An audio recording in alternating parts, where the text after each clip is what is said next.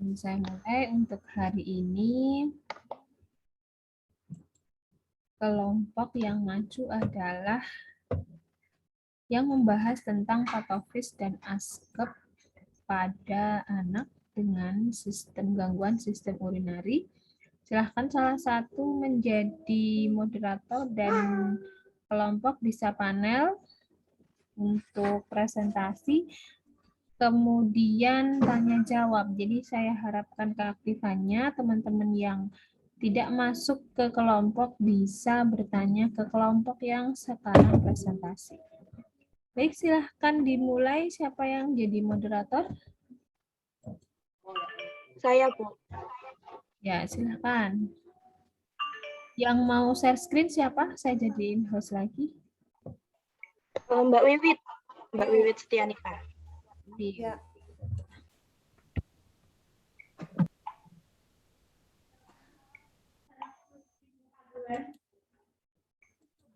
Oke, sudah. Silahkan dimulai, Mbak.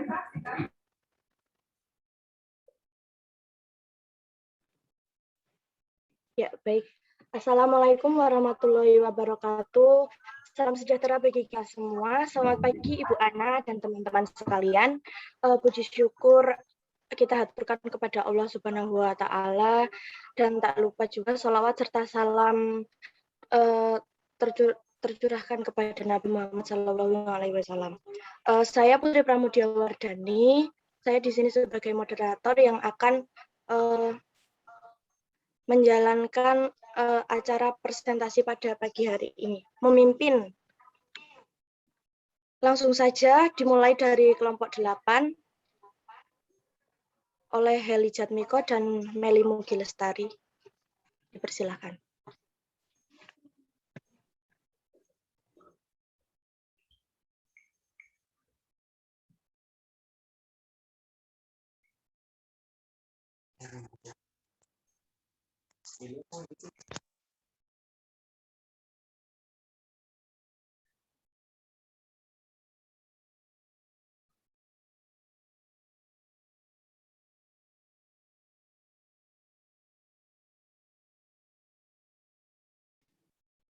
Ya, silakan. Heli Jatmiko. Suaranya Mas Heli.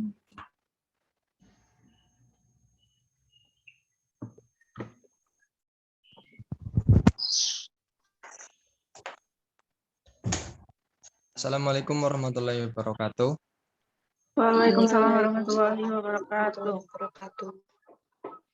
Ini perkenalkan, nama saya Heli Jatmiko. Di sini saya akan mempresentasikan tentang Wilms tumor kelompok 8. Partner saya yaitu Meli Mugi Lestari.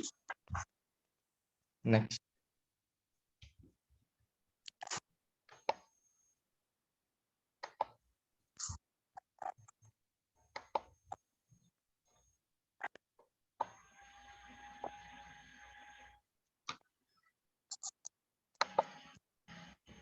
Next, Mbak.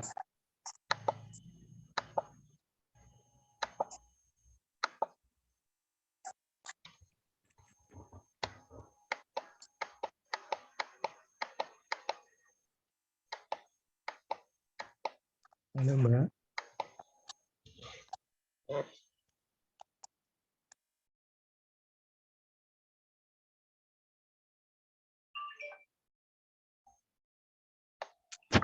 Halo, Mbak. Halo.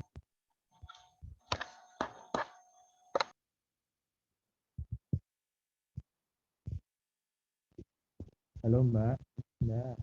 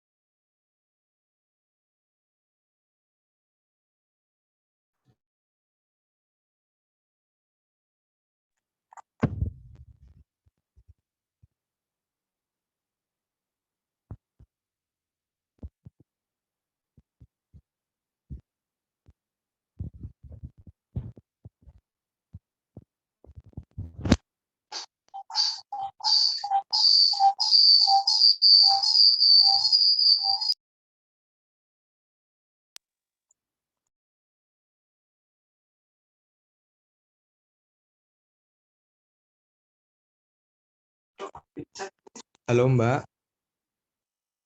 Next. Ini udah apa belum kelihatan? Belum Mbak.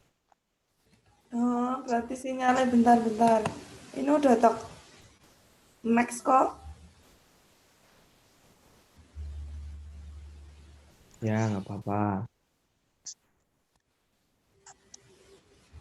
Nah, oke lanjut ya. Definisi Wilms tumor atau nefropsis atau nefroblastoma adalah tumor ginjal yang bersifat ganas yang tumbuh dari sel embrional primitif di ginjal.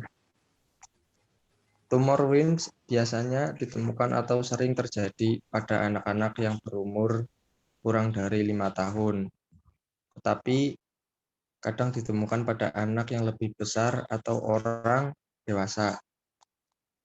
Tumor Wilms merupakan neoplasma embrional yang tersusun atas 3 elemen, yaitu yang pertama blastema, yang kedua epitel, yang ketiga stroma. Tumor ini berkaitan dengan kelainan oentinal tertentu dan sindrom malformasi ginjal. Ginjal yang terkena biasanya unilateral tapi bisa bilateral dalam kurung 5%.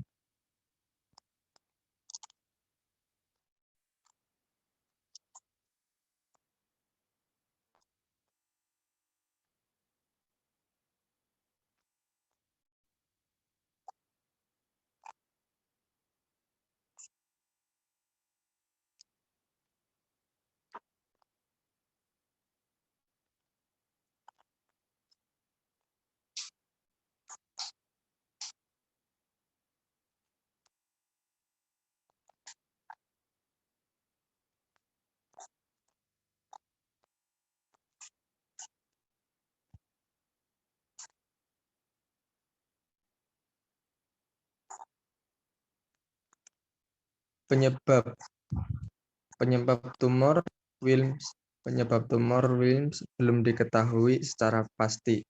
Namun ada beberapa faktor yang dapat meningkatkan risiko seorang anak untuk mengalami kondisi ini, yaitu yang pertama faktor genetik. Jika seorang anggota keluarga memiliki riwayat tumor Wilms, maka risiko seorang anak juga menderita tumor Wilms makin tinggi. Yang kedua, kelainan bawaan atau oenital.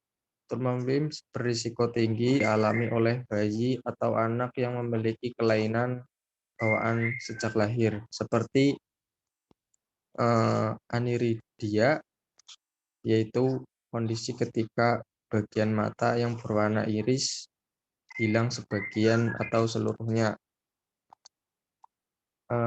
Selanjutnya hipospodia, yaitu kondisi ketika lubang saluran kemih pada penis tidak berada posisi yang seharusnya.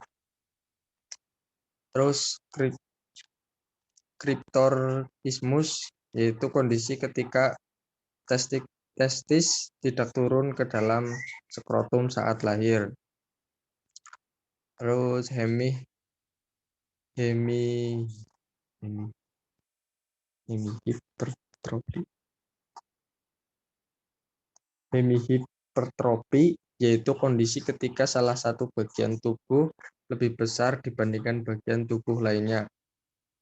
Memiliki penyakit tertentu, beberapa jenis penyakit juga dapat membuat anak berisiko mengalami tumor Wilms.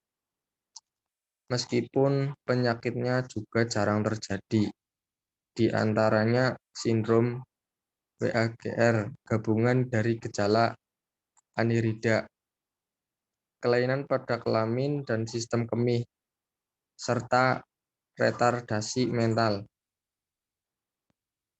Sindrom Beckwith-Whitman ditandai dengan berat bayi lahir di atas rata-rata minimal 4 kg dan pertumbuhan yang abnormal. Sindrom Denny atau DRESS meliputi gabungan penyakit ginjal dan kelainan pada testis.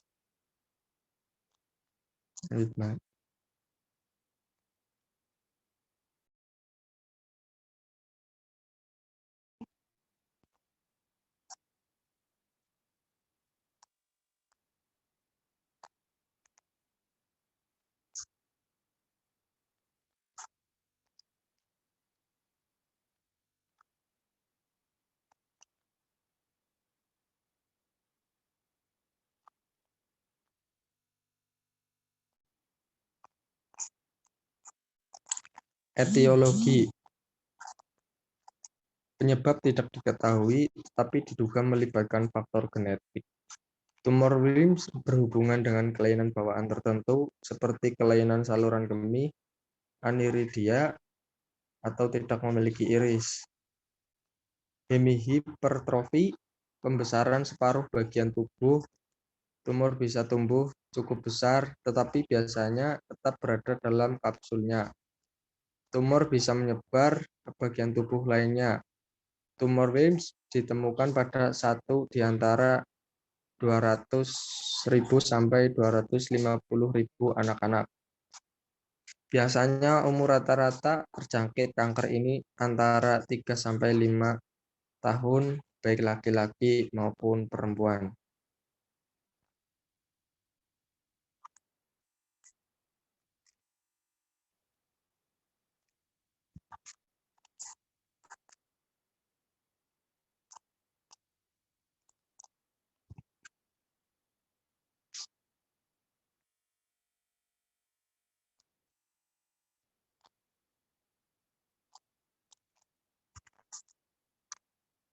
Patofisiologi.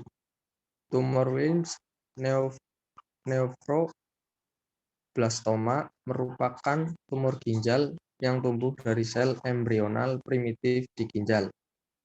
Makroskopis akan tampak membesar dan keras, sedangkan gambaran histopatologisnya menunjukkan gabungan dari pembentukan abortif, glomerulus, dan gambaran otot polos, otot serat lintang, tulang rawan dan tulang, biasanya unilateral dan hanya 3-10% ditemukan bilateral. Tumor bermetastase ke paru, hati, ginjal, dan jarang sekali ke tulang. Oke, selanjutnya akan dilanjutkan oleh Mbak Meli. Silakan Mbak Meli.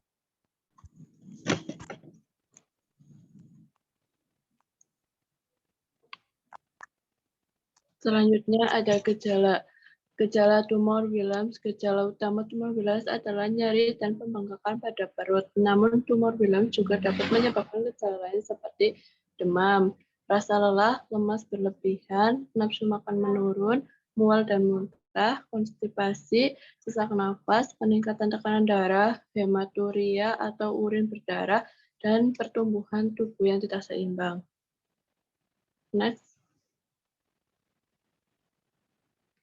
Selanjutnya ada diagnosa keperawatan. Pada pemeriksaan fisik bisa dirasakan adanya benjolan di perut. Pemeriksaan yang biasanya dilakukan CT scan atau MRI perut, ronsen dan untuk melihat adanya pemeriksaan darah lengkap mungkin akan menunjukkan anemia, BUN, atau analisis air kemih bisa menunjukkan adanya darah atau protein dalam air kemih dan pilogram intravena. Selanjutnya,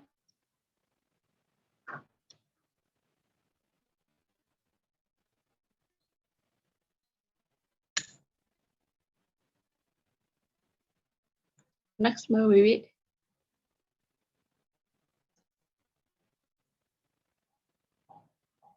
Diagnosis tumor Wilms sebagai langkah awal diagnosis, dokter akan melakukan pemeriksaan riwayat kesehatan dan gejala yang dialami pasien. Selanjutnya, dokter akan melakukan pemeriksaan fisik guna mendeteksi keberadaan tumor dengan menekan perut pasien untuk memastikan diagnosa Dokter akan menganjurkan pasien untuk menjalankan beberapa tes penunjangan, yaitu tes darah dan urina untuk memeriksa fungsi ginjal dan hati pasien serta kondisi kesehatan pasien secara keseluruhan. Yang kedua ada tes pencitraan untuk mendapatkan gambar secara lebih detail mengenai kondisi organ tubuh, terutama ginjal, serta mendeteksi penyebaran sel tumor. Jenis tes pencitraan yang dapat dilakukan dalam USG perut, foto rongsen, CT scan, dan MRI. Selanjutnya biopsi, yaitu pengambilan sampel jaringan tumor untuk melalui proses analisis dan evaluasi di laboratorium.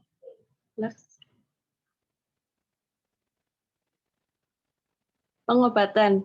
Jika tumor dapat diangkat, maka segera lakukan pembedahan selama pembedahan ginjal dan ginjal yang lainnya diperiksa untuk menentukan apakah juga terserang tumor pada sekitar 4% kasus. Neoplasma terjadi pada kedua ginjal. Selama pembedahan juga dilakukan pemeriksaan terhadap kelenjar getah bening, organ perut, dan jaringan lainnya. Jika kanker telah menyebar, dilakukan pengangkatan organ-organ tersebut. Terapi penyinaran dan kemoterapi, pemberian obat anti kanker seperti actimotilin, Vistitin, atau Decolbucin segera dan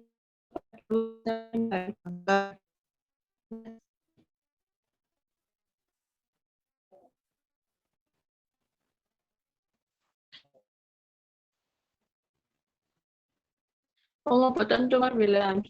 Tentukan pengobatan tumor Williams berdasarkan usia, tingkat keparahan tumor, dan kesehatan anak secara keseluruhan. Ada 3 metode pengobatan utama yang dapat dilakukan, yaitu yang pertama operasi, pengangkatan ginjal neutrectomy, yaitu prosedur pengangkatan baik sebagian seluruh atau kedua ginjal yang terdapat tumor. Pasien yang kedua ginjal diangkat akan menjalani prosedur cuci darah, hemodialisis seumur hidupnya, atau menjalani transportasi ginjal.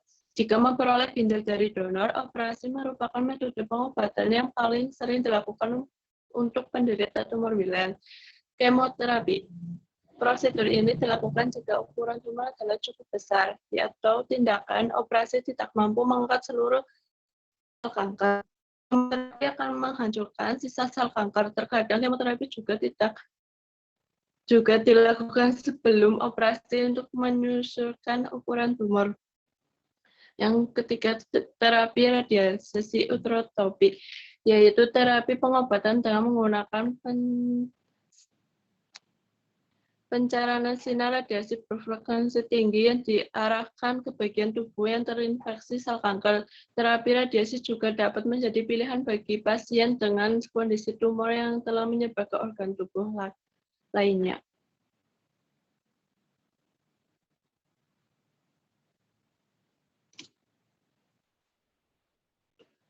Selanjutnya, setelah dokter memastikan diagnosis, dokter akan menentukan stadium tumor Williams yang diderita oleh anak. Ada stadium tumor Williams yang menunjukkan tingkat keparahan tumor yang diderita, yaitu stadium 1, tumor hanya berada di dalam satu ginjal dan dapat disembuhkan melalui tindakan operasi.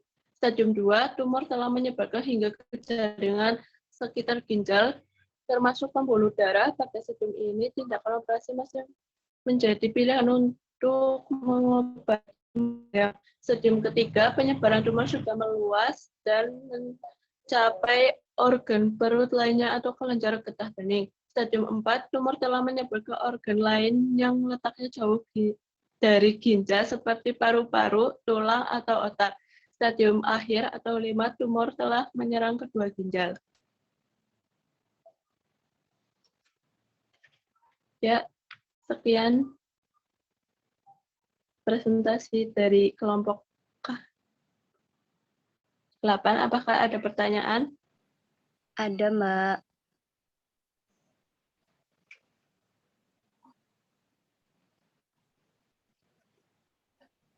Assalamualaikum warahmatullahi wabarakatuh.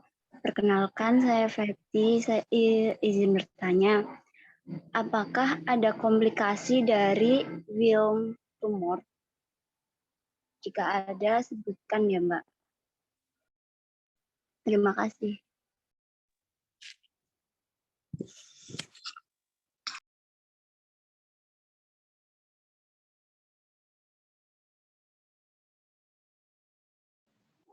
Apakah ada pertanyaan lagi? Ada.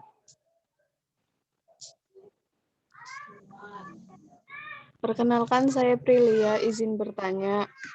Apakah berat bayi yang lahir lebih dari 4 kg pasti terkena atau selalu beresiko terkena sindrom Beckwith-Wiedemann?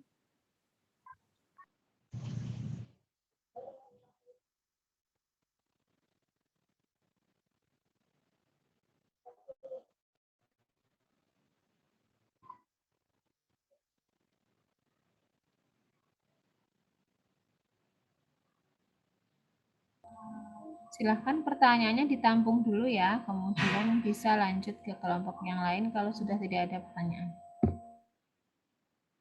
Oke, Pak Ibu.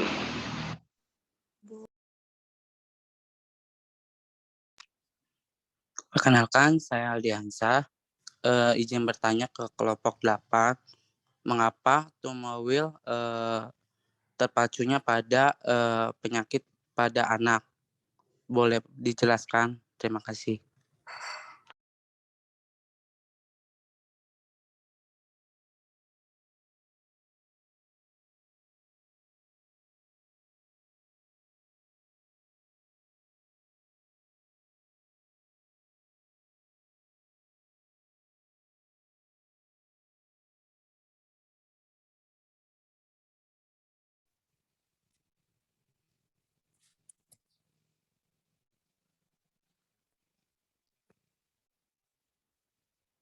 Assalamualaikum warahmatullahi wabarakatuh. Waalaikumsalam warahmatullahi wabarakatuh. Waalaikumsalam warahmatullahi wabarakatuh. Kami dari kelompok 9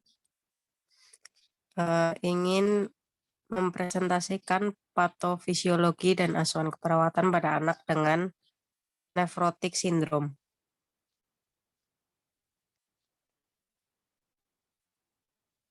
Next.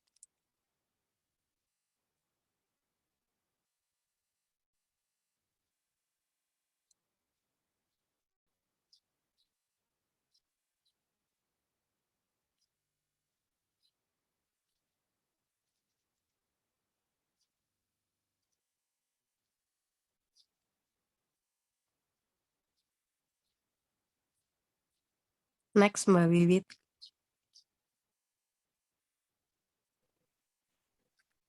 Itu udah loh. Di saya belum.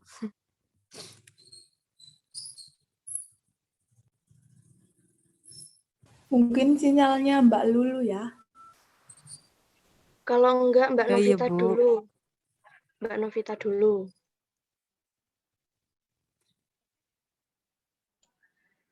Saya lanjutkan.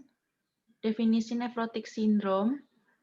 Sindrom nefrotik merupakan keadaan di mana terjadi hilangnya protein yang berlebih ke dalam urin akibat gangguan filtrasi pada glomerulus yang menyebabkan gejala kompleks berupa proteinuria lebih dari 3,5 gram per 24 jam, hipoalbuminemia, edema, dan hiperlipidemia.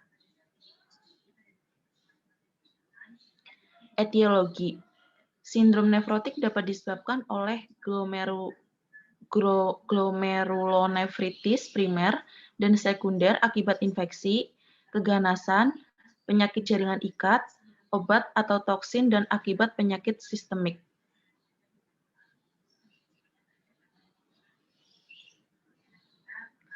Tanda dan gejala. 1. Edema. 2. Perubahan pada urin. 3. Infeksi. 4. Gumpalan darah. 5. Gejala lainnya seperti demam, kelelahan, mudah marah, kehilangan selera makan, dan diare.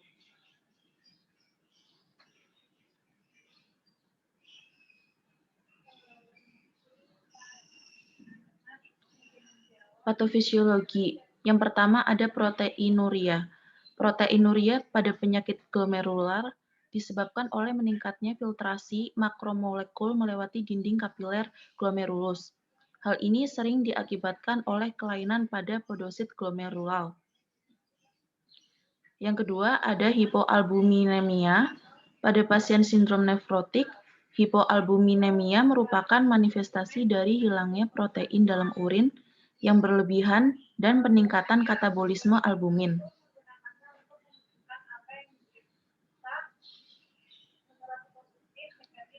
Edema.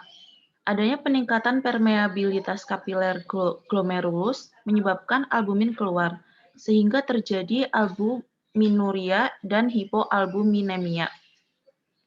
Sebagaimana diketahui bahwa salah satu fungsi vital dari albumin adalah sebagai penentu tekanan onkotik. Maka kondisi hipoalbuminemia ini menyebabkan tekanan onkotik koloid plasma intravaskular menurun. Sebagai akibatnya, cairan transudat melewati dinding kapiler dari ruang intravaskular ke ruang interstisial, kemudian timbul edema.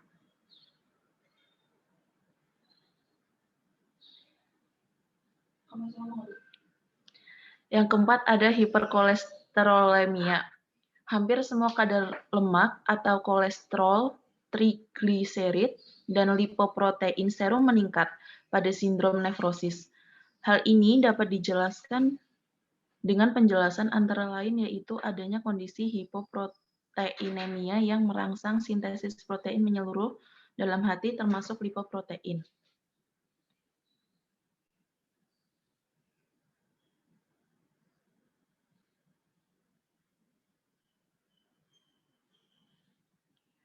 Pemeriksaan penunjang. Yang pertama ada urinalisis dan biakan urin. Dilakukan jika terdapat gejala klinis yang mengarah pada infeksi saluran kemih. Yang kedua, protein urin kuantitatif. Yang ketiga, ada pemeriksaan darah. Yang keempat, pemeriksaan radiologi. Yang kelima, pemeriksaan histopatologi. Komplikasi. Yang pertama ada keseimbangan nitrogen negatif. Yang kedua, hiperkoagulasi. Yang ketiga, hiperlidemia dan lipiduria. Yang keempat, gangguan metabolisme kalsium dan tulang vitamin D. Yang kelima, infeksi.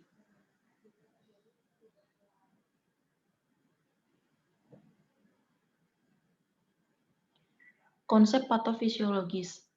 Meningkatnya permeabilitas dinding kapiler glomerular akan berakibat pada hilangnya protein plasma dan kemudian akan terjadi proteinuria.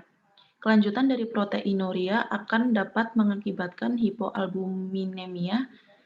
Dengan menurunnya jumlah albumin, terjadilah penurunan tekanan osmotik plasma sehingga cairan intravaskuler akan berpindah ke interstisial. Perpindahan cairan tersebut mengakibatkan volume cairan intravaskuler berkurang dan terjadilah kondisi hipovolemik pada pasien. Kondisi hipovolemik ini jika tidak segera diatasi akan berdampak pada hipotensi.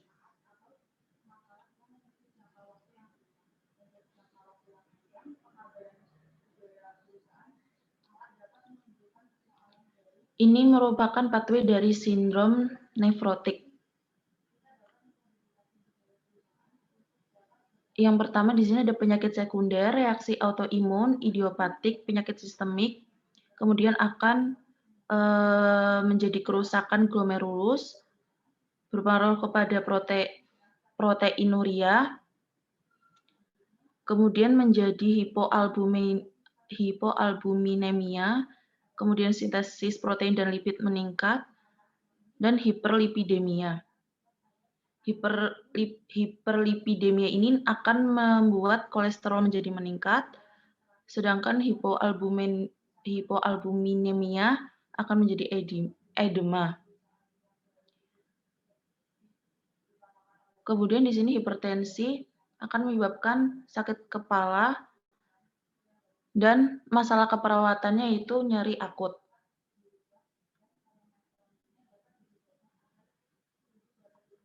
Selanjutnya,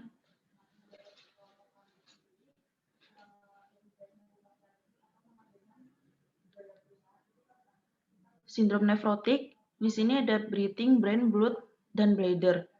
Breathing, kemudian ascites, distensi abdomen, menekan diafragma, kemudian penurunan ekspansi paru.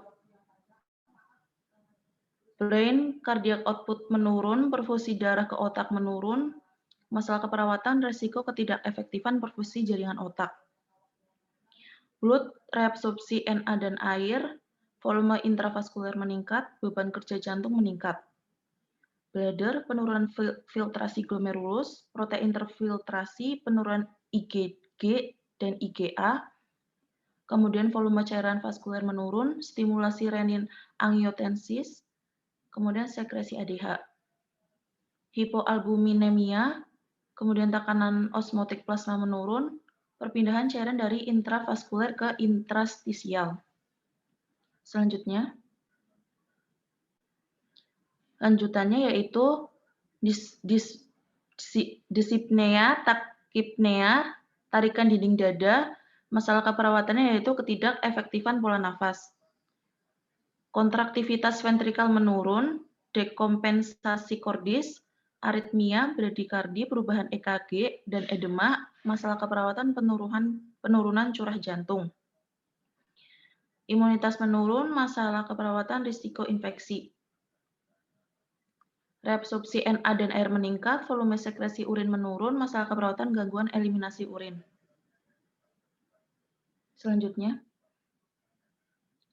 Selanjutnya akan dibacakan oleh Mbak Lulu.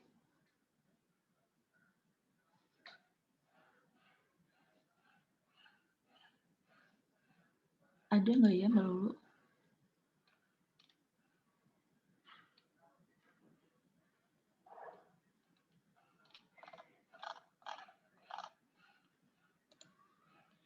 Saya lanjutkan kembali pengkajian. 1. Identitas pasien yang perlu untuk dikaji meliputi nama dan alamat, jenis kelamin, umur. Riwayat kesehatan sekarang, pengkajian ini dilakukan untuk mendukung keluhan utama. Lakukan pertanyaan yang bersifat ringkas sehingga jawaban yang diberikan klien hanya kata ya atau tidak, atau hanya dengan anggukan kepala atau gelengan. Yang ketiga, riwayat kesehatan sebelumnya. Pengkajian yang mendukung adalah mengkaji apakah sebelumnya klien pernah menderita penyakit lain. Yang keempat, riwayat kesehatan keluarga.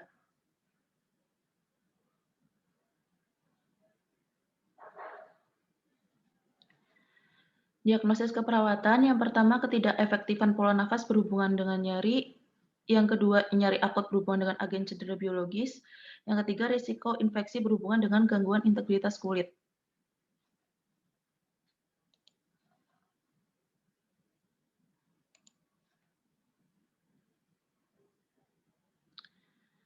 Ini merupakan rencana NOK dan NIK. Yang pertama diagnosa keperawatan, yang pertama ketidakefektifan pola nafas.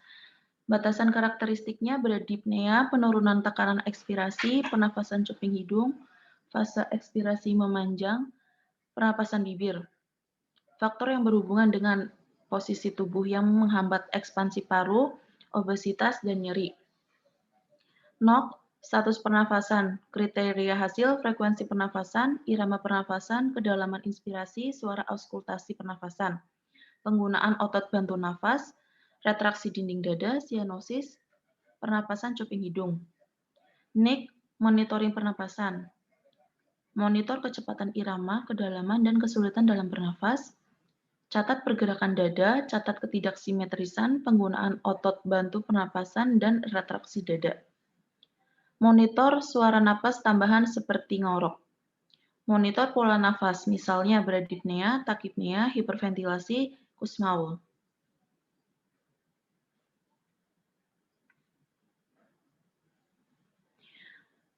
Selanjutnya, palpasi kesimetrisan ekspansi paru. Manajemen jalan napas. 1. Posisikan pasien untuk memaksimalkan ventilasi. 2. Auskultasi suara nafas. Catat area yang ventilasinya menurun atau tidak ada, dan adanya suara tambahan. Yang kedua, nyeri akut. Batasan karakteristik. 1. Perilaku ekspresif. 2. Laporan tentang perilaku nyeri atau perubahan aktivitas. Faktor yang berhubungan selanjutnya dulu, Mbak.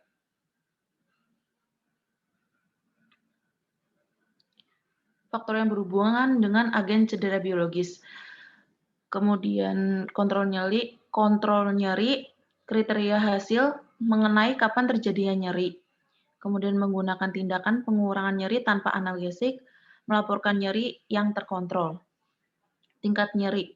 Nyeri yang dilaporkan, ekspresi nyeri wajah. Manajemen nyeri akut.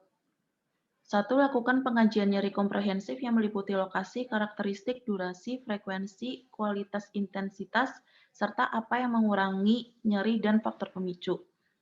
2. Identifikasi intensitas nyeri selama pergerakan, misalnya aktivitas yang diperlukan untuk pemulihan. Next.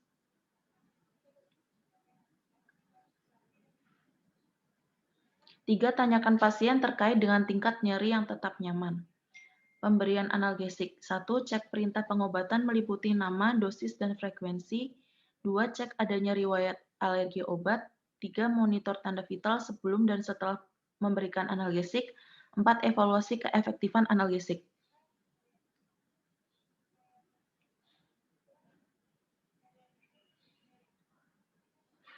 Yang ketiga ada risiko infeksi. Batasan karakteristik, gangguan integritas kulit, stasis cairan tubuh, vaksinasi tidak adekuat. Kontrol risiko, proses infeksi. Kriteria hasil, mengidentifikasi faktor risiko infeksi, mengidentifikasi tanda dan gejala infeksi, menggunakan alat pelindung diri, mencuci tangan. Kontrol infeksi, batasi jumlah pengunjung, anjurkan pasien mengenai teknik cuci tangan dengan tepat, anjurkan pengunjung untuk mencuci tangan pada saat memasuki dan meninggalkan ruangan pasien. Next. Status nutrisi.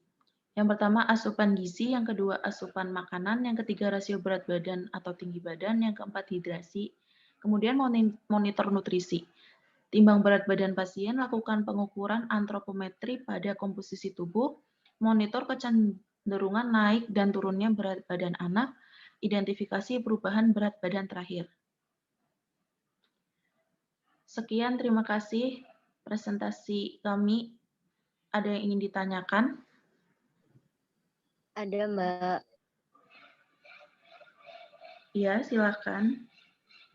Assalamualaikum warahmatullahi wabarakatuh. Saya Fetri, izin bertanya, apa yang dimaksud dengan biakan urin dan pemeriksaan histopatologi pada pemeriksaan penunjang? Terima kasih.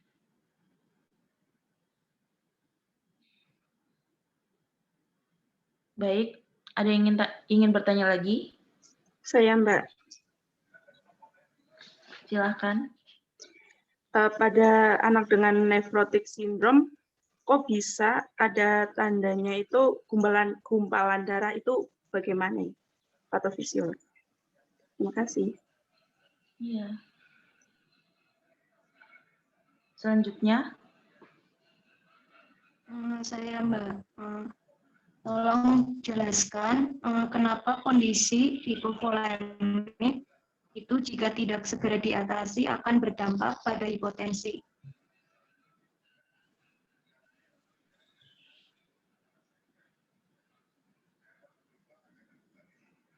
Bisa diulang, Mbak Nurul? Jelaskan kenapa kondisi hipovolemik jika tidak segera diatasi akan berdampak pada hipotensi. Ya, baik.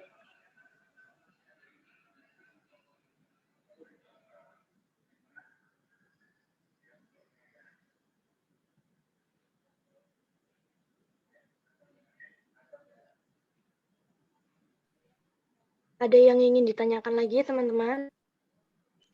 Ada, Mbak. Saya Aldiansa, izin bertanya, apakah penyakit tersebut berbahaya dan apa bisa disembuhkan atau normal kembali? Boleh dijelaskan? Terima kasih.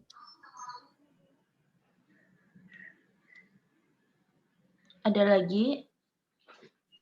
Mungkin sudah, Mbak, dicukupkan saja pertanyaannya.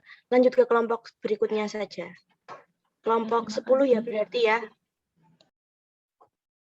Dipersilakan kelompok selanjutnya.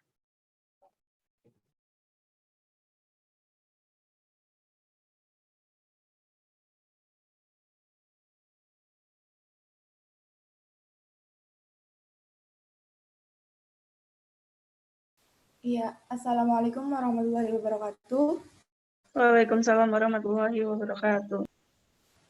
Kami dari kelompok 10 akan mempresentasikan hasil diskusi kami yang berjudul glomerulonefritis yang beranggotakan saya sendiri, Wiwit Setianika, dan Rakita Stianoveni.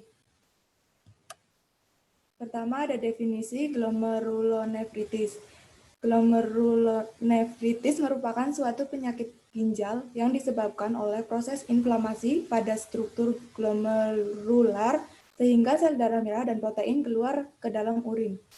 Glomerulonefritis dapat dibagi berdasarkan penyebabnya, yakni primer. Bila tidak ditemukan penyebab lain yang menimbulkan glomerulonefritis, atau sekunder bila terdapat penyakit lain yang menimbulkan glomerulonefritis. Erich Jan Schroer 2009. Adapun etiologi glomerulonefritis.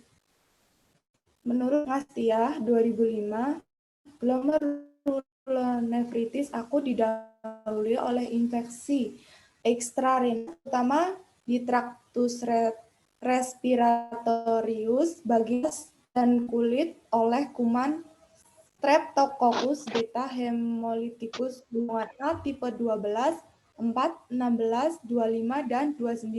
Hubungan antara glomerulonefritis akut dan infeksi Streptococcus dikemukakan pertama kali oleh Lohrlein pada tahun 1907 dengan alasan bahwa satu, timbulnya glomerulonefritis akut setelah infeksi skarlatina. Kedua, diisolasinya kuman Streptococcus beta hemolyticus golongan A.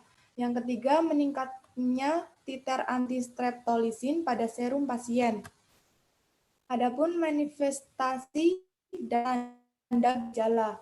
Menurut Nur Salam, manifestasi klinis penyakit glomerulonefritis sebagai berikut.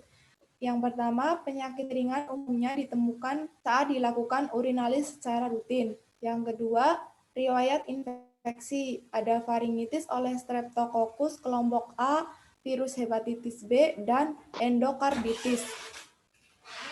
Yang ketiga, proteinuria, yang hematuria, dan oliguria. Yang keempat, ada wajah seperti bulan dan edema pada ekstremitas. Yang kelima, lemah dan anoreksia. Yang keenam, hipertensi. Hipertensinya ada ringan, sedang, atau berat. Yang ketujuh, anemia akibat kehilangan sel darah ke dalam urin. Yang kedelapan, dari hasil studi klinik kejadian glomerulonefritis akut dapat sembuh sampai 90% dengan fungsi ginjal normal dalam 60 hari. Adapun patofisiologi. Menurut Smeltzer 2001 halaman 1438, patofisiologi dari glomerulonefritis akut sebagai berikut. Seluler, peningkatan sel endotelia yang melapisi glomerulus.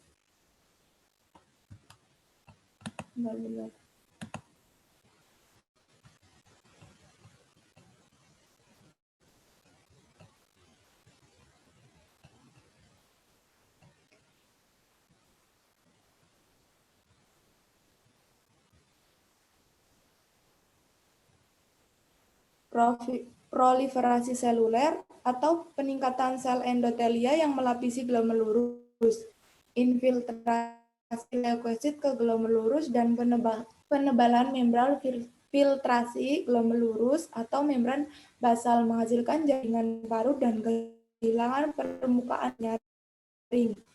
Pada glomerulonefritis akut, ginjal membesar, bengkak, dan kongesti. Seluruh jaringan renal, glomerulus, tubulus, dan pembuluh darah dipengaruhi dalam berbagai tingkat tanpa memperhatikan tipe glomerulonefritis akut yang ada.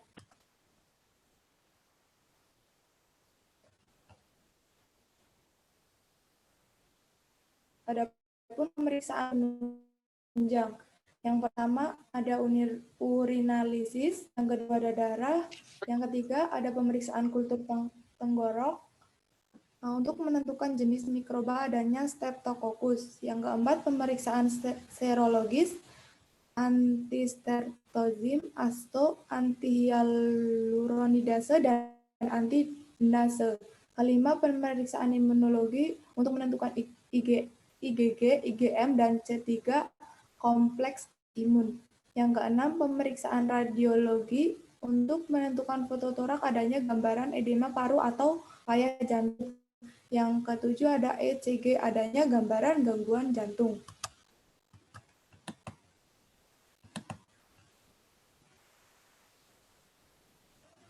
Selanjutnya ada penata laksanaan.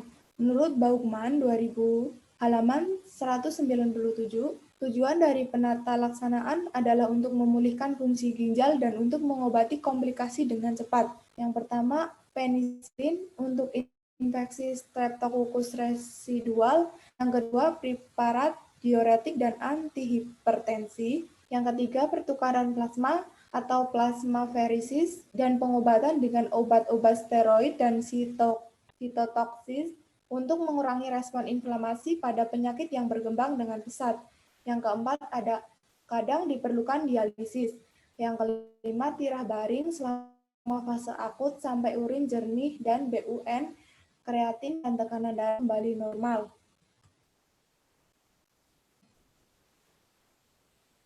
Adapun komplikasi, menurut Nur Salam 2008, yang pertama, 1. Hipertensi congestive heart failure atau CHF. Yang kedua ada okarditis. Yang ketiga ada ketidakseimbangan cairan dan elektrolit pada fase akut. Yang keempat ada malnutrisi. Yang kelima ada hipertensi encephalopati. Selanjutnya akan dibacakan oleh Mbak Rahkita. Baik, saya lanjutkan presentasi dari Wiwit. Ada konsep asuhan keperawatan. Lanjut, Wit.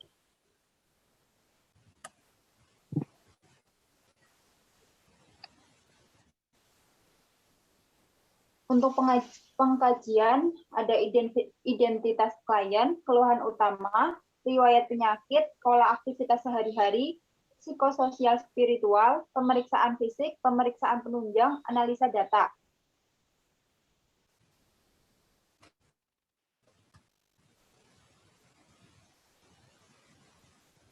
Untuk pathway kita mulai dari potensial infeksi, ada bakteri Streptococcus A menyebabkan vasospasme pembuluh darah sehingga terjadi hipertensi, menimbulkan masalah keperawatan cemas dan nyeri akut.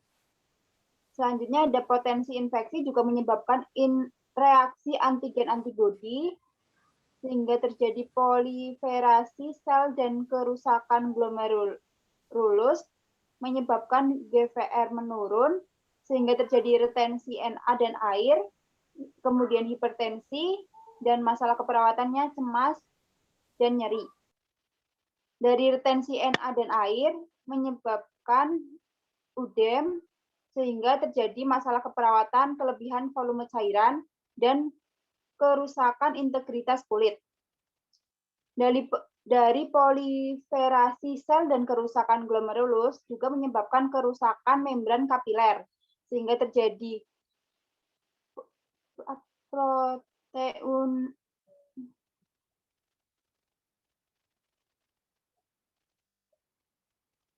proteinuria, hematuria. Untuk masalah keperawatannya ada ketidakseimbangan nutrisi kurang dari kebutuhan tubuh dan intoleransi aktivitas.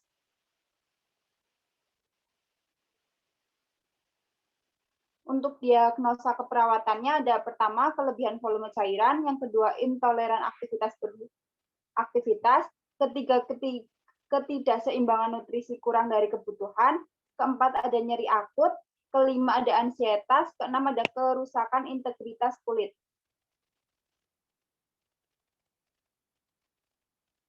Baik, selanjutnya ada intervensi keperawatannya.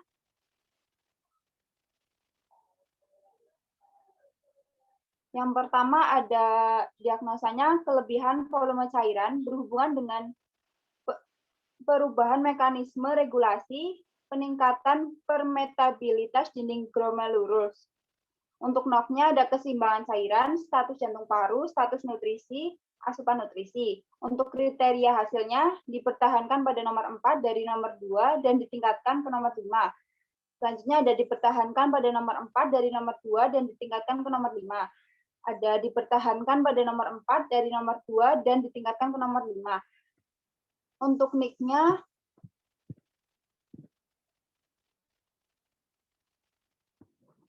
NIC-nya ada fluid management, ada timbang popok atau pembalut jika diperlukan, pertahankan catatan intake dan output yang akurat, pasang urin kateter jika diperlukan.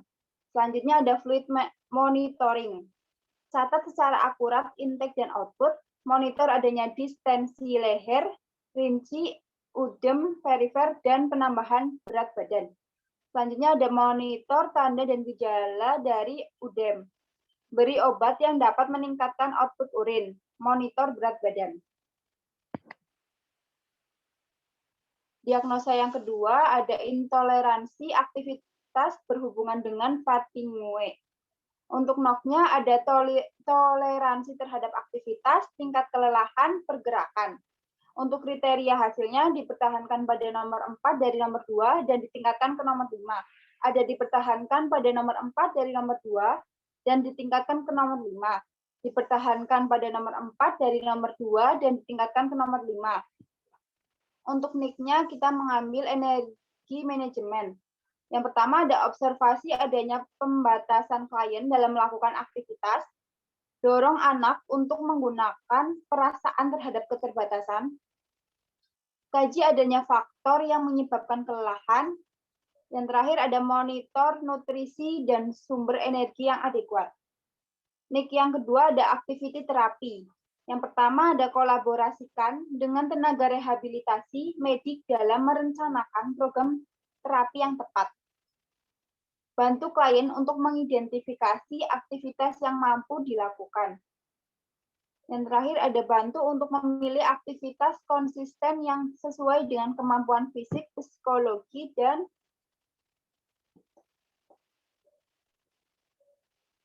sosial. Udah. Terima kasih. Ya, silakan teman-teman jika ada yang ingin ditanyakan. Saya batasi 3 pertanyaan saja ya. Silakan. Assalamualaikum warahmatullahi wabarakatuh. Saya Feti, izin bertanya. Apakah ada pencegahan supaya tidak terjadi glomerulonefritis akut? Ya. Terima kasih. Sama-sama. Assalamualaikum warahmatullahi wabarakatuh. Saya izin bertanya. Sebutkan diagnosa yang lain dan berikan NIC-NOC-nya. Terima kasih. Assalamualaikum warahmatullahi wabarakatuh. Saya Rizkyana. Izin bertanya. Tadi kan ada pensilin ya Mbak Wiwit. Untuk invasi Streptococcus residual. Itu pensilin pengobatan yang bagaimana ya? Terima kasih. Cukup sekian dari saya.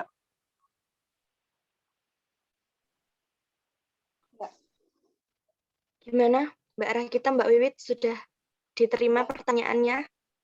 Sudah. Oke, kalau begitu kita lanjut ke kelompok kita yang terakhir, yaitu kelompok 11 ya. Kelompok 11 yaitu Mbak Ajeng dan Mas Rizal.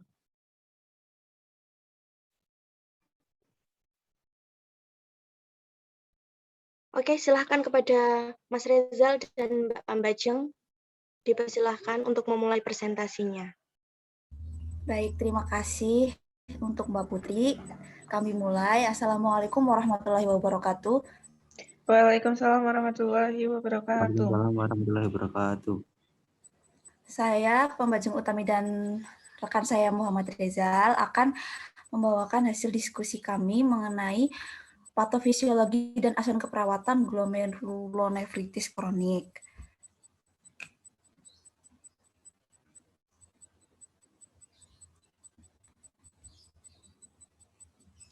Next, Mbak.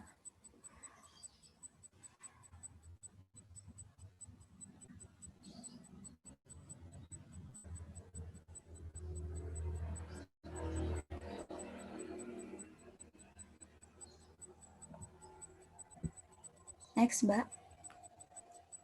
Mbak Wiwit.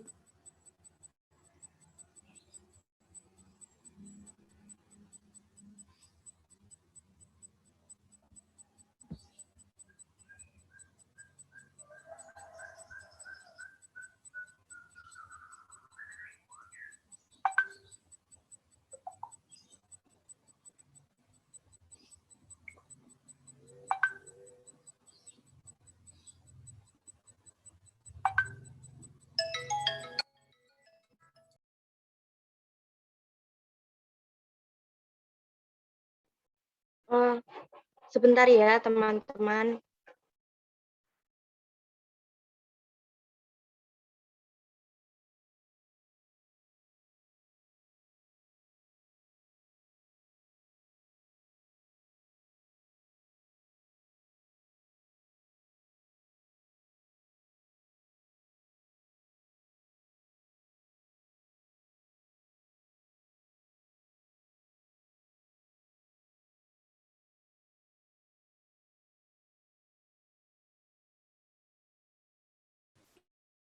Ibu, mohon maaf, saya dijadikan lagi.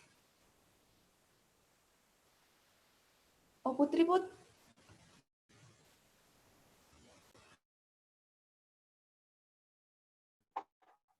Sudah, Mbak Wiwit.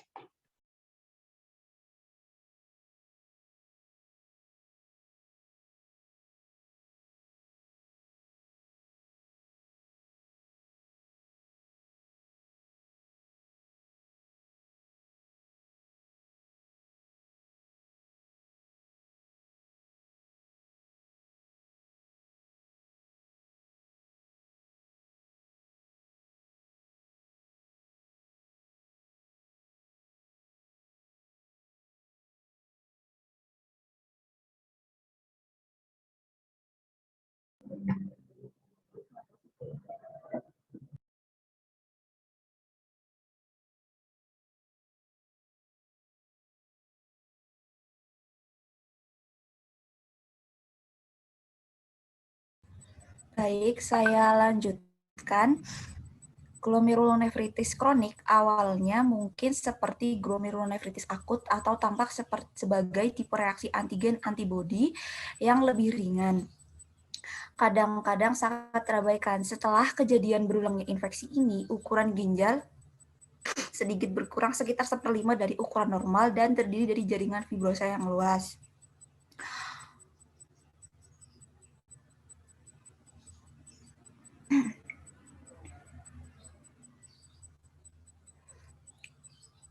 Korteks mengecil 1/5 dari ukuran normal dan terdiri dari jaringan fibrosa yang luas. Berkas jaringan parut merusak menjadi lapisan yang tebal 1-2 mm atau kurang sejumlah glomerulus yang terdetek menyebabkan permukaan ginjal kasar dan irregular. Akhirnya terjadi perusakan glomerulus yang parah, menghasilkan penyakit ginjal tahap akhir. Next.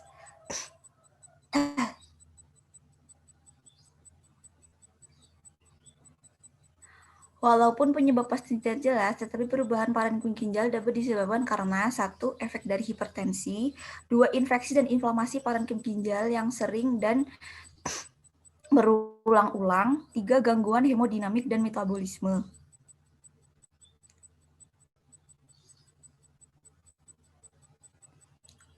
Manifestasi klinis, 1. Hipertensi, 2. Peningkatan BUN dan kreatinin serum, 3. Perdarahan retina, 4. Indikasi pertama adanya perdarahan hidung, stroke kejang yang mendadak, kehilangan berat badan, edema, peningkatan iritabilitas nokturia, sakit kepala, pusing dan gangguan pencernaan, Tanda dan gejala insufisiensi renal dan gagal ginjal kronik dapat terjadi. Pasien tampak kurus, pigmen kulit kuning keabu-abuan, dan adanya edema perifer.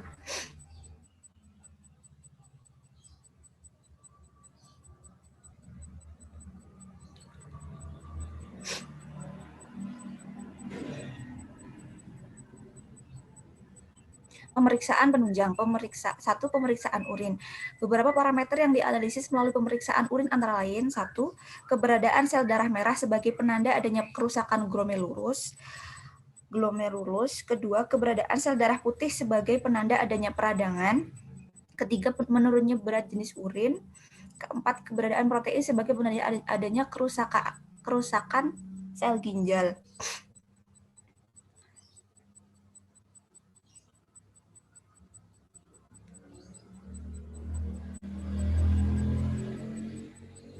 Kedua, tes darah. Beberapa hal yang dapat diperiksa pada darah untuk melihat kerusakan ginjal antara lain: 1. Menurunnya kadar hemoglobin atau anemia. Kedua, meningkatnya kadar zat sisa seperti ureum dan kreatinin. Yang ketiga, menurunnya kadar protein albumin dalam darah karena keluar melalui urin. Yang ketiga, tes imunologi. Tes imunologi dilakukan untuk mendapatkan informasi mengenai kelainan sistem imun. Pemeriksaan tersebut antara lain antinuklear antibodies atau ANA, komplement antinutreofil, cytoplasmic antibody atau ANKA, dan antiglomerular basement membran atau ATGBM.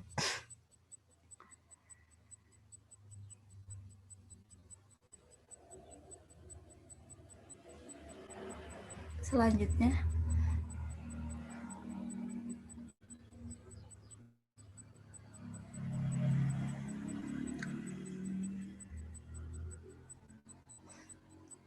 yang D, pencitraan. Pencitraan bertujuan untuk memperlihatkan gambaran kondisi ginjal. Metode pencitraan yang dapat digunakan antara lain adalah foto secara visual, Ronsen, CT scan, dan USG. Yang kelima, biopsi ginjal dilakukan dengan mengambil sampel jaringan ginjal dan diperiksa di bawah mikroskop untuk memastikan pasien menderita. Biopsi juga akan membantu dokter untuk mencari penyebab dari glomerulonefritis tersebut.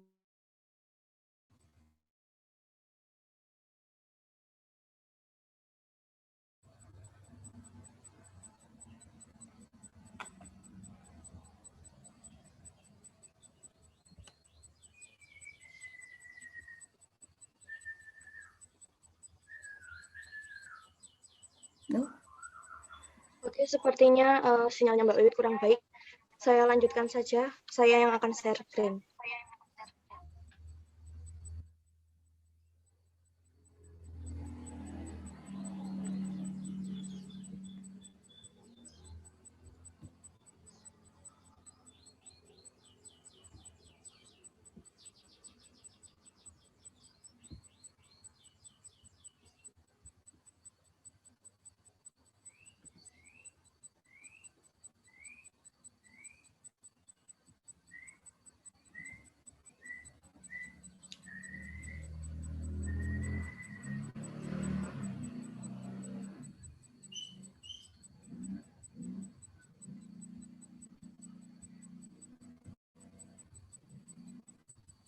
Maaf, tadi sampai mana ya Mbak Ajeng? Sampai diagnosa keperawatan, Mbak Put. Ini ya, bentar.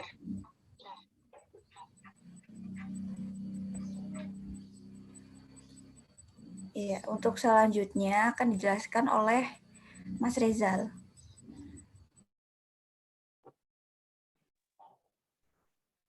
Diagnosa keperawatan. Ketidakefektifan pada nafas berhubungan dengan imaturitas neurologi, kelebihan volume cairan berhubungan dengan gangguan mekanisme regulasi, intoleransi aktivitas berhubungan dengan ketidakseimbangan antara suplai dan kebutuhan oksigen. Next.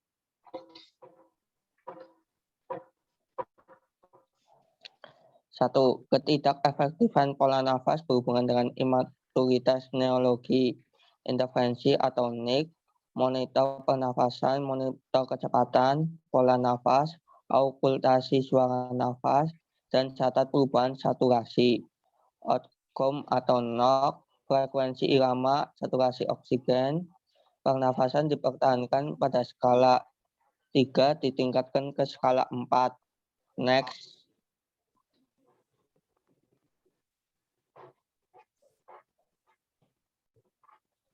Dua, kelebihan volume cairan berhubungan dengan gangguan mekanisme regulasi.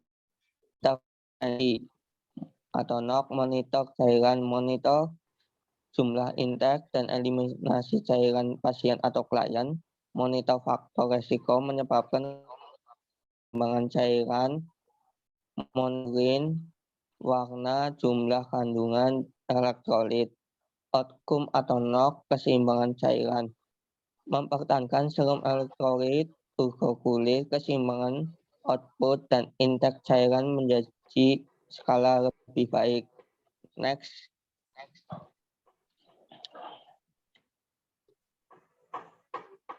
Tiga, intoleransi aktivitas berhubungan dengan ketidakseimbangan antara suplai dan kebutuhan oksigen. Intervensi atau NIC, manajemen energi, kaji terhadap status fisiologi pasien, kaji persepsi, adakan pengolahan kegiatan dan aktivitas, outcome atau NOx, toleransi terhadap aktivitas, saturasi oksigen saat beraktivitas, tekanan darah, dan kemudahan dalam melakukan aktivitas mengarah ke skala lebih baik. Next. Evaluasi. Pola nafas kembali efektif, kelebihan volume cairan dapat teratasi, peningkatan kemampuan aktivitas sehari-hari. Sekian, terima kasih. Wassalamualaikum warahmatullahi wabarakatuh. Waalaikumsalam warahmatullahi wabarakatuh. Sebelumnya ada yang ingin ditambahkan atau ditanyakan? Izin bertanya. Assalamualaikum warahmatullahi wabarakatuh. Waalaikumsalam warahmatullahi wabarakatuh. Saya Jenny Neviani ingin bertanya, apa bedanya glomerulus nefrotis akut dan kronis? Terima kasih.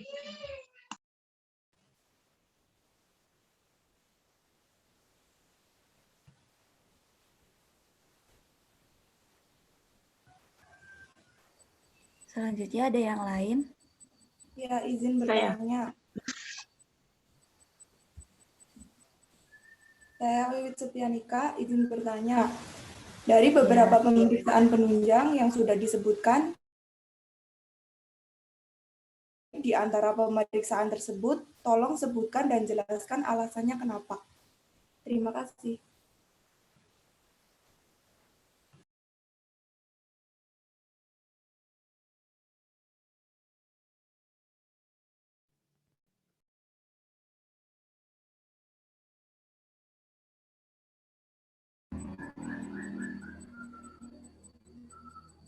Silahkan, satu lagi. Saya izin bertanya, kenapa pada penyakit ini muncul diagnosa keperawatan ketidakefektifan pola nafas? Bisa dijelaskan? Mbak siapa?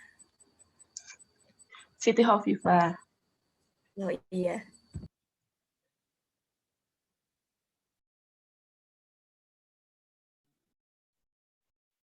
Oke, sudah ya Mbak Pambajang.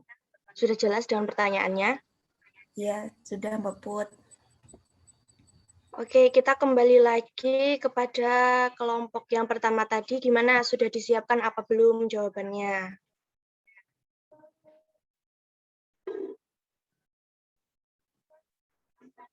Halo, kelompok 8 ya?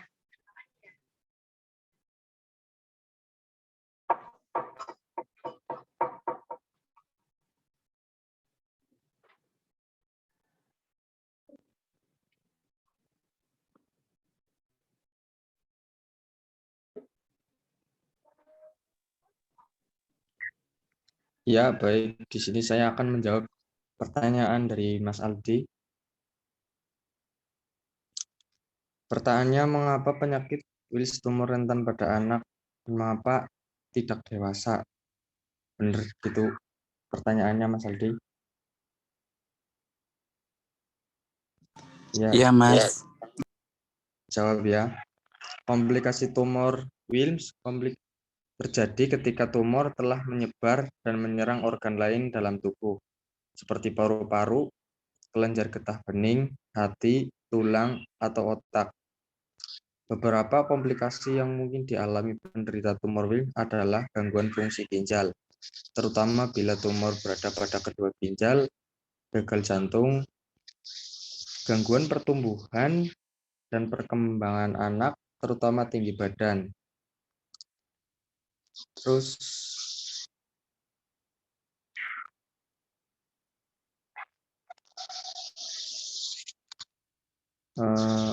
lanjutannya, menurut penjelasan ahli di National Institutes of Health, tumor Wilms ini merupakan bentuk tumor ginjal pada anak-anak yang terbilang umum. Ada beragam cacat lahir yang sering dikaitkan dengan tumor Wilms. Contohnya, saluran kemih tertentu dan pembengkakan pada satu sisi tubuh atau suatu kondisi yang disebut hemihipertrofi.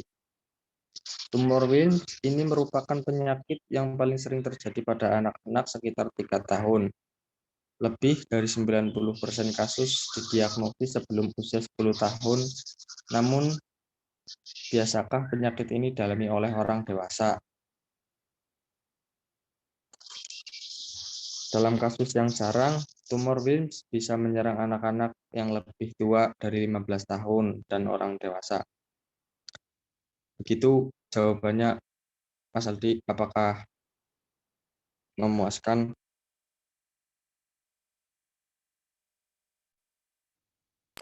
Ya, Mas. Terima kasih atas jawabannya. Ya, sama-sama Mas Aldi. Terus jawaban dari Mbak Fetty.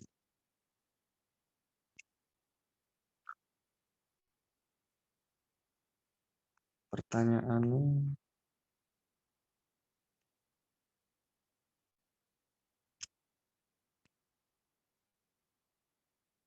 langsung jawabannya aja ya Mbak Fetty. Komplikasi tumor Wilms. Komplikasi tumor Wilms terjadi ketika tumor telah menyebar dan menyerang organ lain dalam tubuh, seperti paru-paru, kelenjar getah bening, hati, tulang, atau otak. Beberapa komplikasi yang mungkin dialami penderita tumor Wilms adalah gangguan fungsi ginjal, terutama bila tumor berada pada kedua ginjal. Gagal jantung, gangguan pertumbuhan dan perkembangan anak, terutama tinggi badan.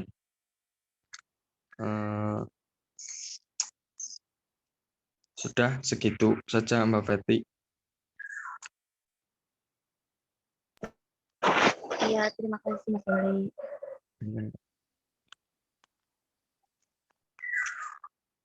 Terus dengan pertanyaannya Mbak Prilly, apakah berat lebih dari 4 kg pasti terkena atau selalu beresiko terkena sindrom Beckwith-Whitman? Risiko bayi yang lahir dengan bobot lebih dari 4 kg untuk menderita sindrom Beckwith-Whitman juga lebih besar dibandingkan dengan bayi yang ketika lahir bobotnya normal.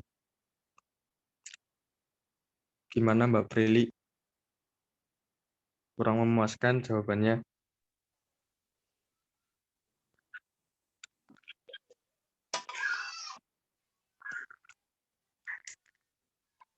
Mungkin jika teman-teman ada yang ingin menambahkan. Ya, silakan jika ada teman-teman yang ingin menambahkan atau dari Bu Ana, silakan Ibu. Nanti saya terakhir, Mbak. Oh, oke, Bu. Baik.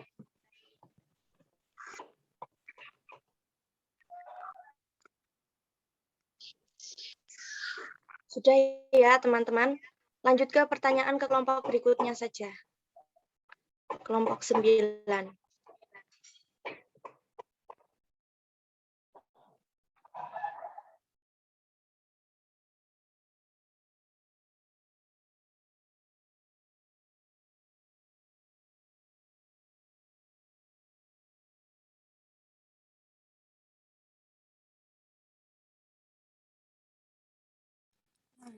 Assalamualaikum warahmatullahi wabarakatuh.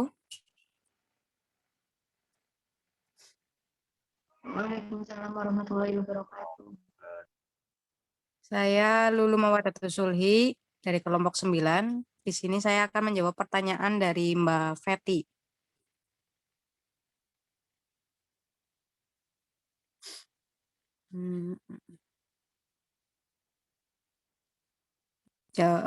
Pertanyaannya, apa yang dimaksud dengan biakan urin dan pemeriksaan histopatologi pada pemeriksaan penunjang?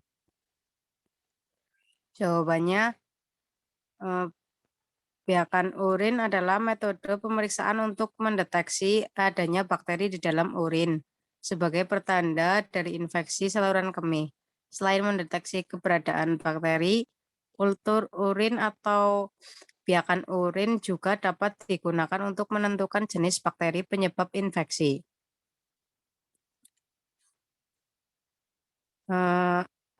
Pemeriksaan histopatologi adalah salah satu pelayanan pemeriksaan laboratorium patologi anatomi dari sampel berupa jaringan operasi atau biopsi kerokan. Pemeriksaan ini berfungsi untuk melihat perubahan morfologi sel dari jaringan dengan metode parafin.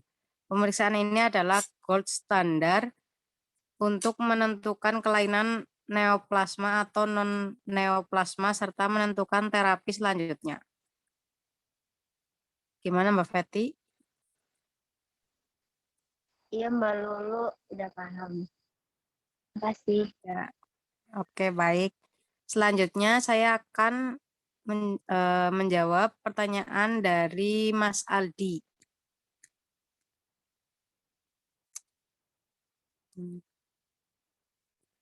Pertanyaannya, apakah penyakit tersebut berbahaya, apa bisa disembuhkan?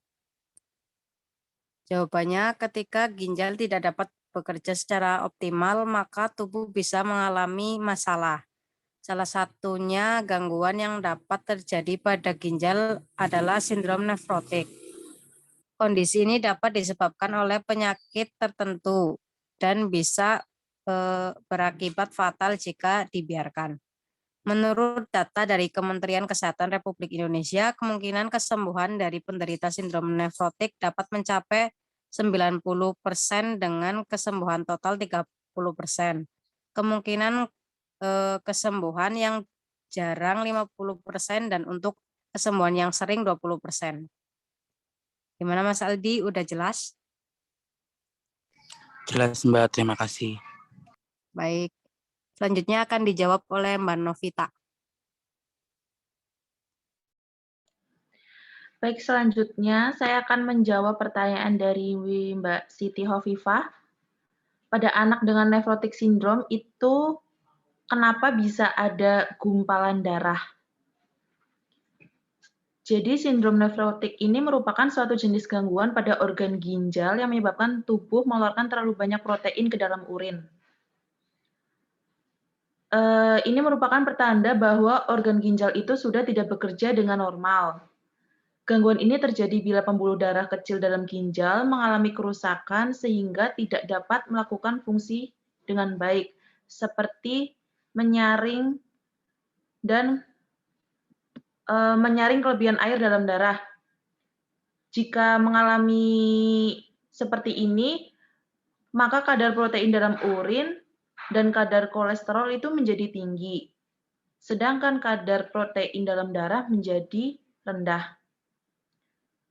Nah, maka dari itu, karena sindrom nefrotik ini menyebabkan glomerulus tidak mampu menyaring darah dengan baik, memungkinkan kadar protein dalam darah yang membantu mencegah terjadi pembekuan itu tidak tersaring dan masuk ke dalam urin. Jadi itu membentuk gumpalan darah. Seperti itu. Jadi sindrom nefrotik ini meningkatkan resiko darah untuk membeku dalam pembuluh darah. Sudah jelas apa belum, Mbak Ovi? Oke. Udah Mbak. Makasih. Oke.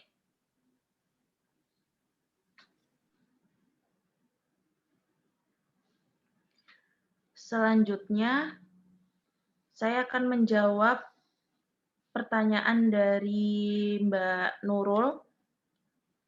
Tolong jelaskan mengapa hipovolemik jika tidak segera diatasi akan berdampak pada hipotensi. Jadi hipovolemik itu adalah keadaan syok, jadi kondisi gawat darurat yang disebabkan oleh hilangnya darah dan cairan tubuh dalam jumlah besar. Sehingga jantung tidak dapat memompa cukup darah ke seluruh tubuh. Nah, syok hipovolemik ini tuh harus segera ditangani untuk mencegah kerusakan organ dan jaringan. Syok hipovolemik seringkali disebabkan oleh perdarahan dan dehidrasi berat. Syok hipovolemik ini ditandai dengan penurunan tekanan darah, penurunan suhu, dan denyut nadi yang cepat tetapi lemah.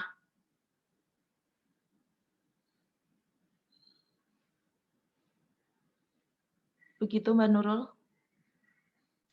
Iya, Mbak Novita, terima kasih. Iya, udah jelas.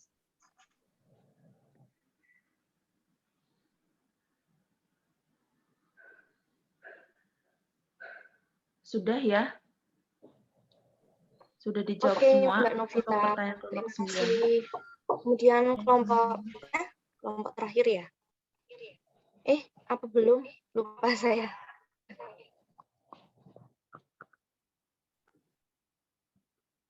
Baik, di sini saya akan menjawab pertanyaan dari Mbak Jenny. Glomerulitis akut. Glomerulitis akut diduga berhubungan dengan sistem kekebalan tubuh yang bereaksi berlebihan terhadap infeksi seperti asbes gigi dan radang tenggorokan. Kondisi glomerulitis akut umumnya dapat sembuh dengan sendirinya tanpa perawatan medis yang serius. Meski demikian, jika kondisi tidak kunjung membaik, maka perlu dilakukan pengobatan guna menghindari kerusakan ginjal jangka panjang. Penggunaan obat antiinflamasi non-steroid bisa menyebabkan terjadinya glomerulitis akut. Dan glomerulitis kronis. Glomerulitis kronis cukup berbeda jika dibandingkan dengan jenis akut. Pada glomerulitis kronis, gejala yang muncul hanya sedikit, bahkan terkadang tanpa gejala. Perkembangan glomerulonefritis kronis bisa terjadi selama beberapa tahun pada kasus parah. Glomerulonefritis kronis akan menyebabkan kerusakan permanen ginjal dan memicu gagal ginjal. Penyebab glomerulonefritis kronis juga tidak terlalu jelas diduga disebabkan oleh penyakit genetik. Apakah sudah jelas, Mbak?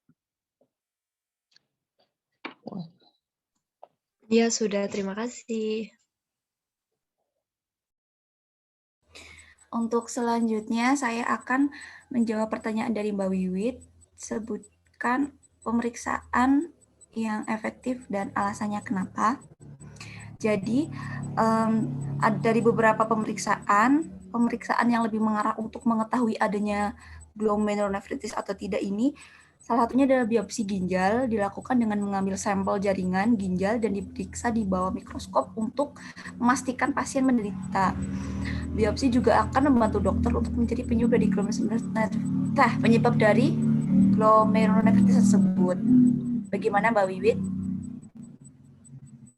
Iya, makasih. Ya, terima kasih kembali. Yang terakhir untuk Ibu Siti Hovifah, kenapa adanya diagnosa ketidakefektifan pola nafas? Karena pada kasus glomerulonefritis ini, fungsi ginjal sudah sangat menurun dan fungsi-fungsinya pun sudah tidak berjalan dengan baik. Sesak nafas dapat disebabkan oleh penumpukan cairan pada paru karena adanya gangguan keseimbangan asam basa atau asidosis metabolik disebabkan karena ginjal tersebut sudah tidak berfungsi dengan baik. Seperti itu. Bisa diterima Mbak Opi? Iya Mbak, paham. Ya, terima kasih.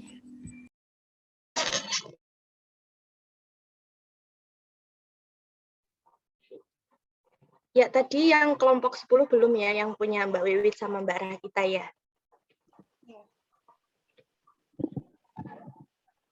Baik, saya akan menjawab pertanyaan dari Mbak Cindy dulu ya. Sebutkan diagnosa lain beserta nikmatnya. Di sini ada diagnosa ketidakseimbangan nutrisi kurang dari kebutuhan tubuh berhubungan dengan pembatasan cairan, diet, dan hilangnya protein. Untuk NOC-nya ada status nutrisi, status nutrisi, asupan makanan dan cairan, pengetahuan ada diet yang disarankan. Untuk kriteria hasilnya dipertahankan pada nomor 4 dari nomor 2 dan ditingkatkan ke nomor 5. Selanjutnya ada dipertahankan pada nomor 4 dari nomor 2 dan ditingkatkan ke nomor 5. Dipertahankan pada nomor 4 dari nomor 2 dan ditingkatkan ke nomor 5. Untuk NIC-nya kita mengambil nutrisi manajemen, yaitu ada kaji adanya alergi makanan, kolaborasikan dengan ahli gizi untuk menentukan jumlah kalori dan nutrisi yang dibutuhkan pasien, anjurkan pasien untuk meningkatkan intake Fe, anjurkan pasien untuk meningkatkan protein dan vitamin C. Mungkin beberapa saja yang saya sebutkan ya. Untuk ada juga NIC nutrisi mentoring. Yang pertama ada berat badan pasien dalam batas normal, monitor adanya penurunan berat badan, monitor tipe dan jumlah aktivitas yang bisa dilakukan. Selanjutnya ada diagnosa kecemasan berhubungan dengan kurang pengetahuan dan hospitalisasi. Untuk NOC-nya kita mengambil tingkat kecemasan, kontrol kecemasan diri, penerimaan status kecemasan. Untuk kriteria hasilnya dipertahankan pada nomor 4 dari nomor 2 dan ditingkatkan ke nomor 5. Dipertahankan pada nomor 4 dari nomor 2 dan ditingkatkan ke nomor 5.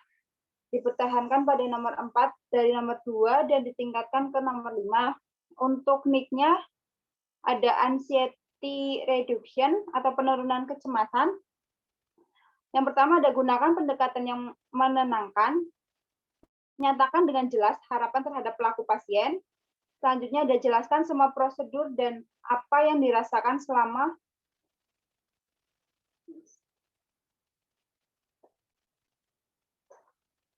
prosedur.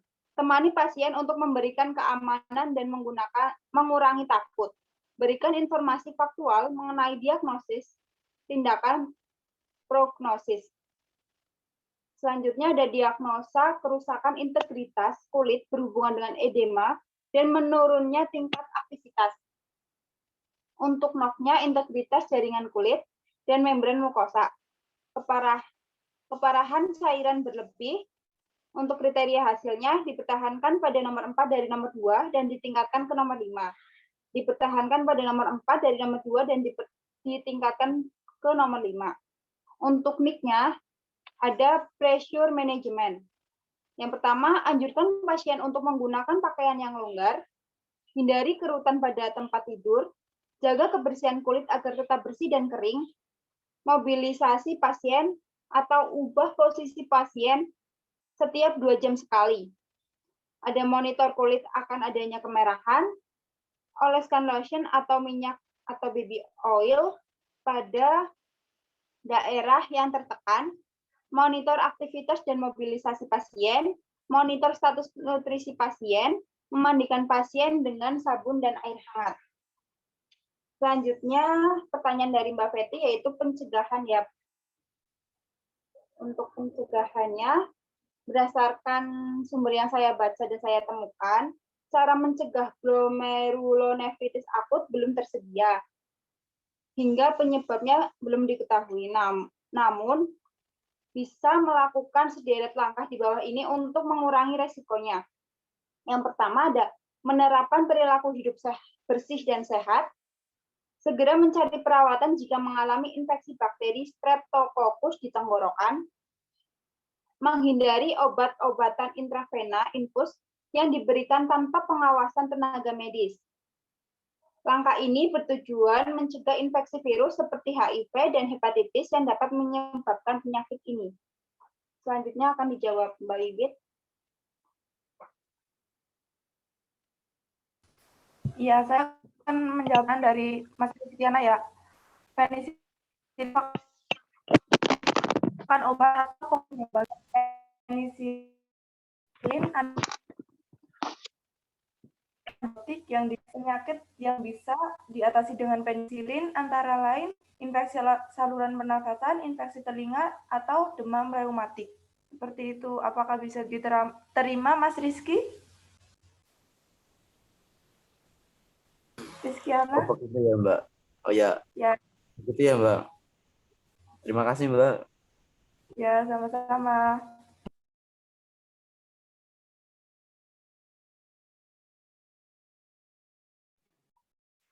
Sudah selesai, Mbak Wiwit. Mbak.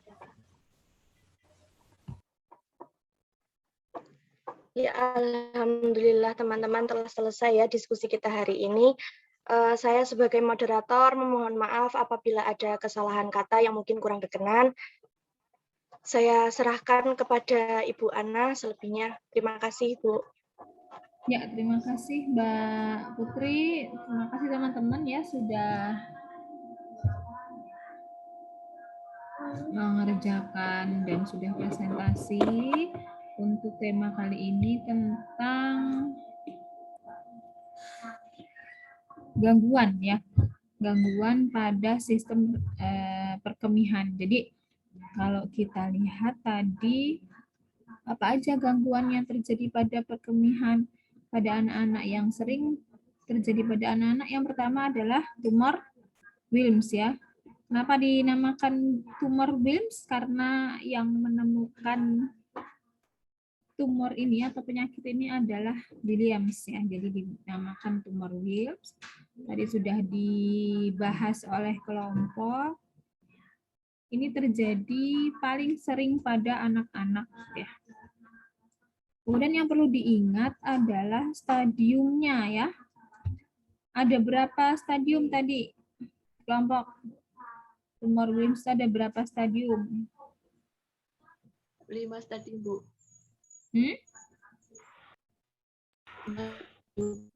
Ada berapa? 5, Bu. 4 atau 5?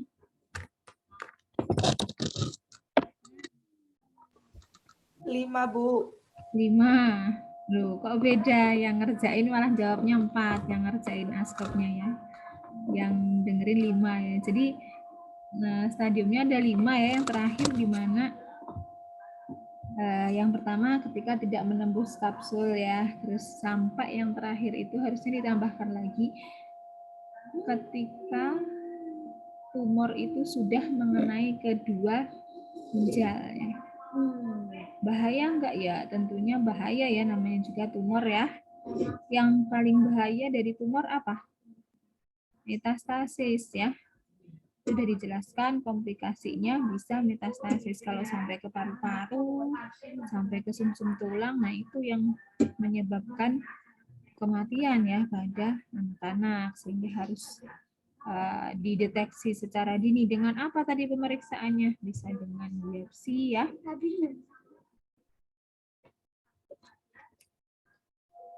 Kemudian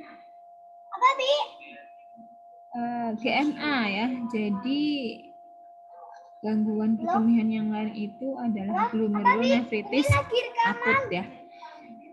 Dikatakan akut jika terjadi berapa? Akut itu penyakit yang terjadi berapa lama?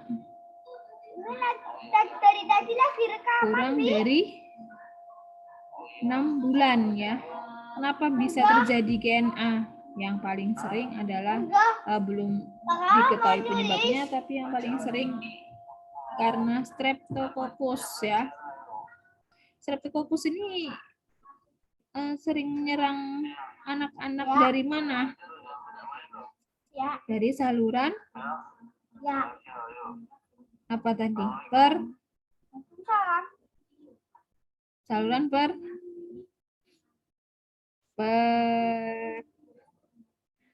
pernapasan ya. Nah, kenapa batuk pilek itu kadang tidak bisa disepelekan ya? Karena yang namanya virus bakteri pada anak-anak yang imunnya masih rendah, bisa saja itu ternyata disebabkan Streptococcus sehingga bisa sampai ke ginjalnya. Bisa disembuhkan nggak GNA? Dilihat dari keparahan di ginjalnya ya. Sampai berapa persen kerusakan pada glomerulus, sampai rusak atau hanya infeksi ya. Kalau misalnya cepat ditangani, tidak akan menjadi GNK. Kalau terlambat menangani bisa menjadi GNA dengan kerusakan glomerulus yang nanti kalau dibiarkan akan menyebabkan sindrom nefrotik ya. Itu urut-urutannya ya. Dari GNA kemudian tidak ditangani dengan baik jadi GMK ya, gagal ginjal kronik kan sudah ya. Nah, ini bisa jadi SN, sindrom nefrotik. Apa bedanya dengan sindrom nefrotik? Kalau kita bicara sindrom berarti sudah banyak atau kumpulan dari gejala. Apa aja gejala sindrom nefrotik itu?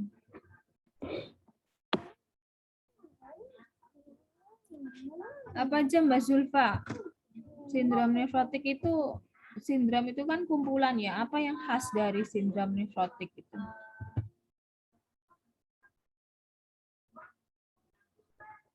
Secara keseluruhan semua gangguan ginjal pasti edema ya. Tapi kalau sindrom nefrotik itu khas apa aja yang terjadi selain edema pada sindrom nefrotik?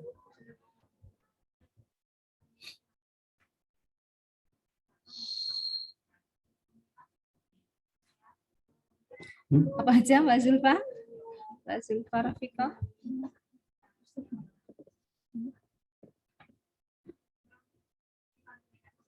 Hiper?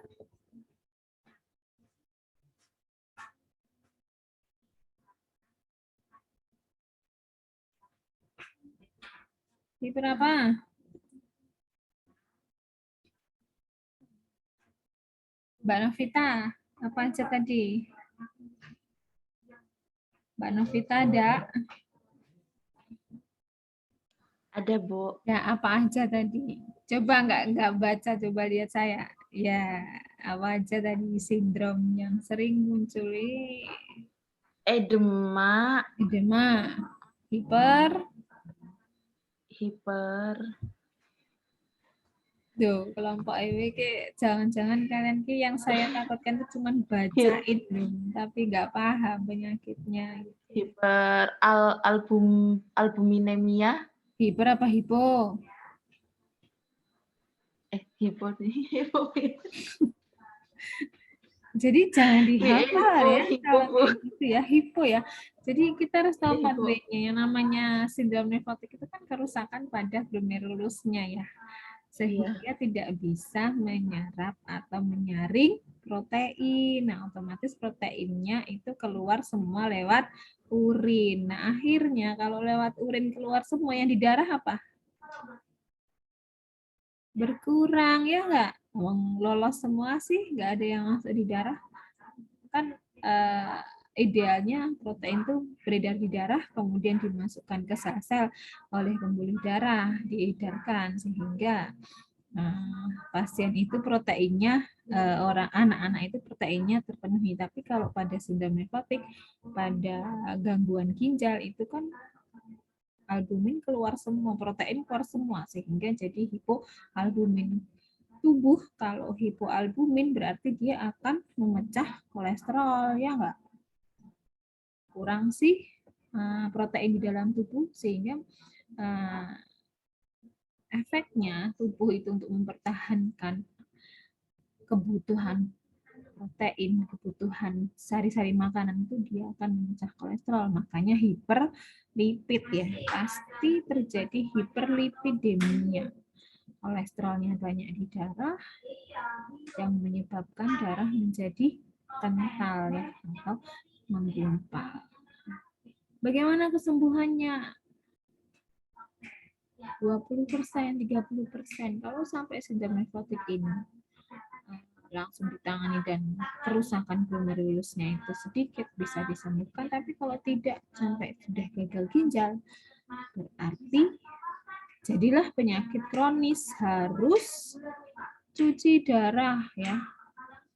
Cuci darah sampai dia meninggal ya, sampai anak ini meninggal. Karena jarang ya kalau anak-anak ini tidak ditangani dengan baik, nggak sampai 5 tahun, 6 tahun dia meninggal ya, nggak bisa bertahan.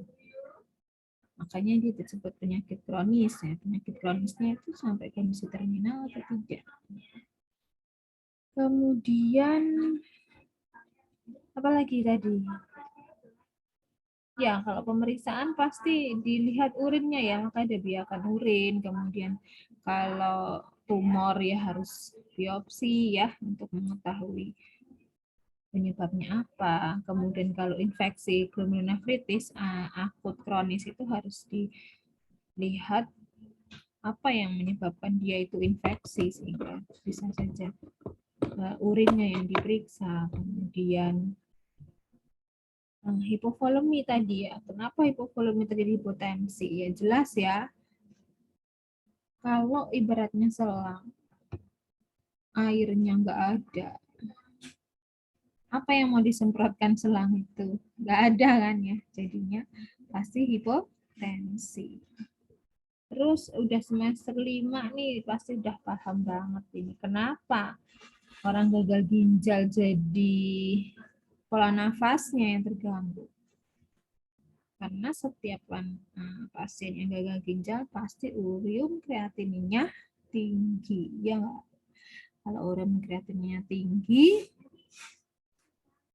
berarti akan terjadi ketidakseimbangan asam basa, ya. Asamnya naik, pH-nya naik, jadilah asidosis metabolik. Kalau asidosis sudah respiratori, otomatis nafasnya keton, pasti sesak nafas ya.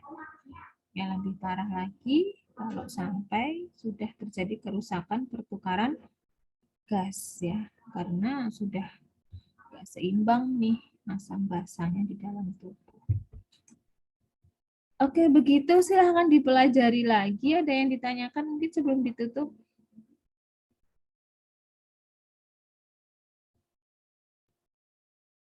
Sudah? Belum, Bu. Ya, sudah. Sudah ya, sudah. Tadi katanya Mbak Putri udah mau habis ini, tapi masih panjang juga ya. Iya, Bu, soalnya kan ngeset di Zoom-nya itu sampai jam 9.30, tapi ini ternyata masih bisa. Iya ya. Ya, baik, kalau tidak ada yang ditanyakan lagi, sudah jelas, silahkan kelompok upload tugasnya di kantong tugas ya. Insya Allah sudah saya perbaiki, dan jangan lupa RPP yang terbaru ya, jangan sampai salah menghubungi dosen, karena tadi ada komplain dari Bu Murni, kenapa masih ada menghubungi saya, apa nggak baca RPP-nya gitu ya. Kalau tidak ada yang tanyakan lagi, saya akhiri. Ada salah dan maaf. Assalamualaikum warahmatullahi wabarakatuh. Waalaikumsalam warahmatullahi wabarakatuh. Terima kasih, Bu. Oke, semangat ya. Terima kasih, Bu. Ibu. Bismillah.